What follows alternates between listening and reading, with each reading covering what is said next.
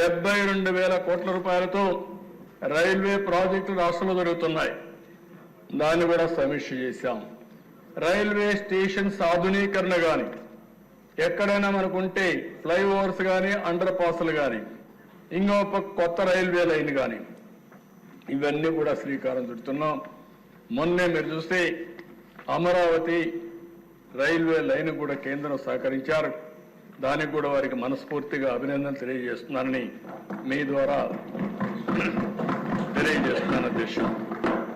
ఇది కాకుండా అధ్యక్ష, ఈరోజు ఎన్డీఏ కూటమి జాబ్ ఫస్ట్, ఉద్యోగ కల్పన మా విధానం అని చెప్పి చాలా స్పష్టంగా చెప్పాం.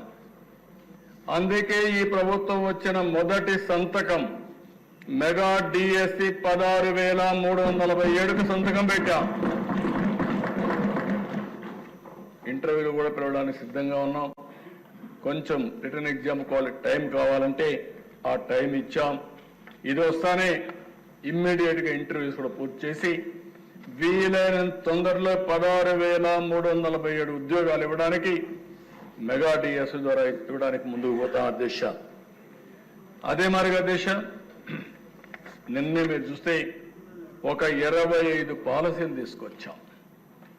25 పాలసీల్లో industrial development policy, MSME policy, food processing policy, electronic policy, private parks policy, clean energy policy, semiconductor policy, drone policy, data centre policy, ఇలాంటి పాలసీలన్నీ కొన్ని తీసుకొచ్చాం. ఈరోజు కేబినెట్లో మళ్ళీ టూరిజం పాలసీ కూడా తీసుకొస్తాం.